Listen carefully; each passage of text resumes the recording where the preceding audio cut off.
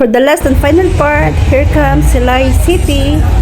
So makikita nyo dito kung gaano karami ang mga taong pumapasyal dito ngayon sa lugar na ito.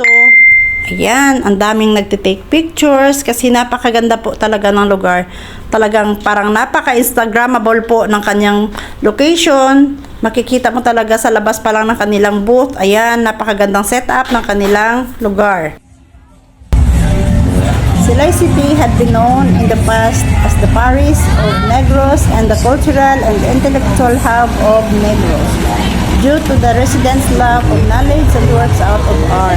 Its collection of heritage mansions built during the height of Philippine sugar industry, success of which Negros was the center. Kung napasok mo pala dito sa lugar, ayan o, makikita mo parang napaka-creepy po ng kanyang lugar. Lahat ng mga designs, nakasetup po talaga siya kung ano po yung kanyang setup noon. And then hanggang ngayon, ganun pa rin po siya. Ayan o, nakikita mo dito, lahat ng kanilang mga ginagamit. Yan yung kanilang altar. Ayan o, may nakasindi pa po silang kandila dyan. And then, ayan. O, diba? Talagang mababasa mo lahat dyan, makikita mo ang kanilang mga sinang-unang panahon. Ayan. O, nakikita nyo din yung setup. Talagang napaka-presentable po ng kanilang pagpapakita dito sa kanilang booth. Yan siya. Yan yung kanyang dining. Kung saan sila dati siguro kumakain. Ayan o. And then, ayan pa yung kanilang mga laro habang sila'y kumakain. Ayan siya. Tayo sa ngayon, di po natin alam kung anong mga laro po yan, pero noong unang panahon, yan po yung kanilang mga games na ginagamit. Ayan siya. Ito pa yung kanilang mga antique na mga designs. Ayan siya. Talagang na-preserve po talaga yan sa isang cabinet. Ayan, di ba? Talagang napakaganda po talaga nitong lugar. Ayan pa o. Di ba? Ang dami ding nagtitake pictures. Ayan. Meron din kaming naabutan dito na isang pamilya. Ayan po, nagtitake pictures po sila. And then, nakunan ko din sila ng video. Habang sila nagtitake pictures. Pinacover ko din po ang lahat ng area dito habang kami ay lumilibot dito sa isang lugar na ito. At yan nga. O, diba, nakikita natin talagang masaya ang lahat ng mga pamilya pumapasok. Sarap sa feeling makita ang isang pamilya masayang nagbabanding at nagtatawanan habang lumilibot dito sa lugar na ito. Ayan guys, kung itignan mo parang fresh po yung kanilang ng mga cookies pero artificial lang po. Yan. So meron din po sila dito mini altar. Ayan. O, ang ganda din po. Pag guys, yung mga antique nilang display. Ito yung pinakalumang tinukan din namin puntahan ng kanilang basement kung saan ando nakadisplay yung kanilang costume sa kanilang mga festivals.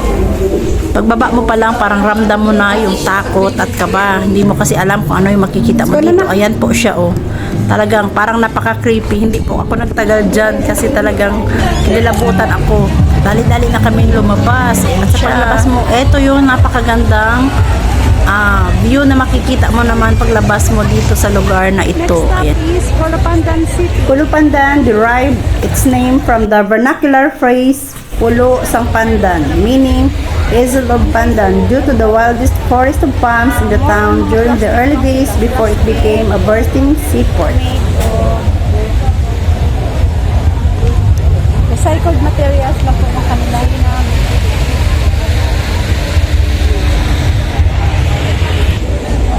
Yan, kanilang mga magagandang costumes.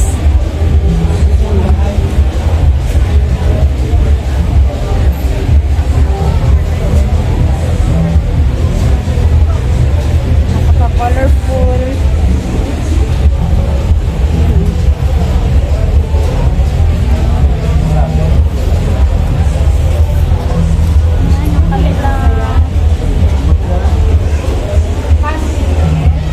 Dito mo lang makikita guys, ito yung alkansya na made of coconut baok. Yan siya. Yan, yan sila karami. Ito pa yung kanilang iba pang mga local products na naka-display. Cute na. Ayan o, ang gaganda din ng kanilang mga designs. Ayan siya.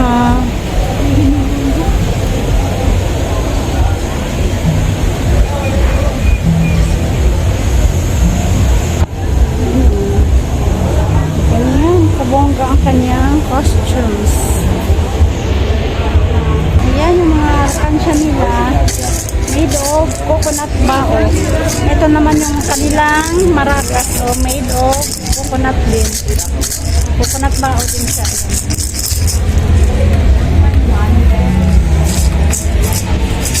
Ayan yung kanilang mga local products.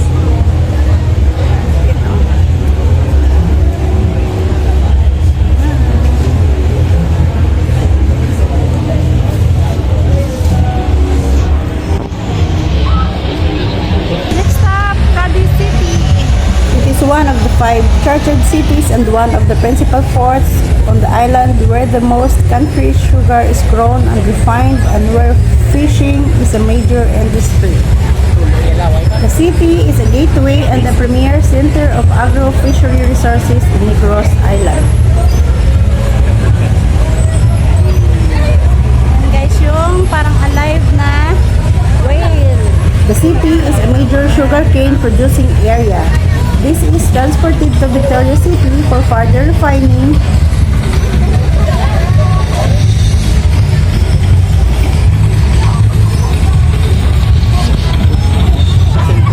The Dinagsa Festival, a celebration which earned Cadiz the name of the Dinagsa Country of the North, is held annually on the last week of January.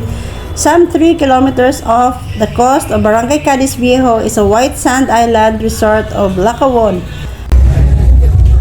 Ganyan kaganda ang kanilang mga costume sa kanilang mga festivals. So, ang ganda. Pasok naman po tayo dito sa loob ng kanilang booth. At ito yung bubungad sa atin, yung isa pa nilang costume sa kanilang festival. Ayun po siya sa headdress. Talagang napakaganda hanggang pagdating po sa baba. Napaka-colorful. Another major source of livelihood is the harvest of seafood. Ayan po sila. Harvesting time.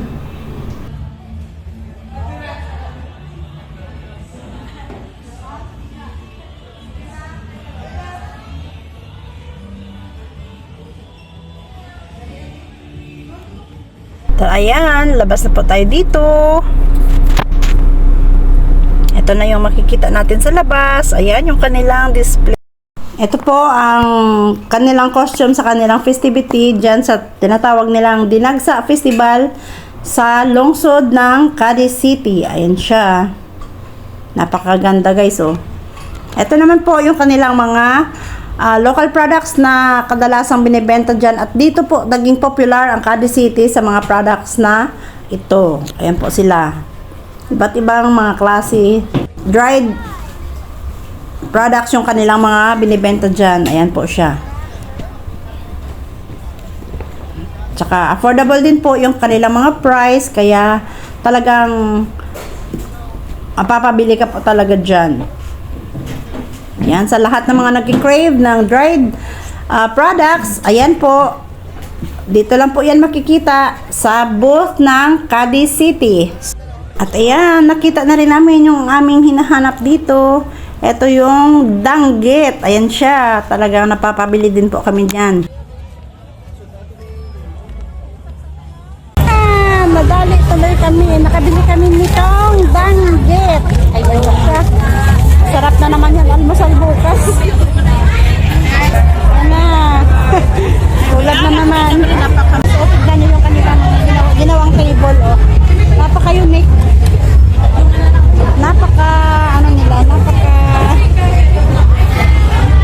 Mabusisi po nilang gumawa. Ayan o. Recycled materials. Ayan. O, diba? Ganda tignan. Yung mga upuan nila, yung mga kinat na mga basura, yung mga plastic. Ayan. O, nagamit pa nila. Diba? O, yung ginawa nilang flower. Ayan. Made of plastic din siya. Ayan o. Diba? Ganda. Tignan.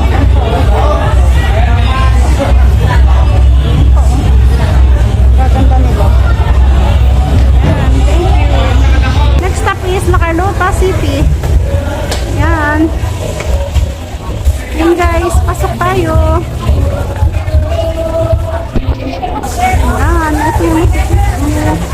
sa booth ng La Carlota. Meron po siyang yan, fall. Meron po siyang waterfall.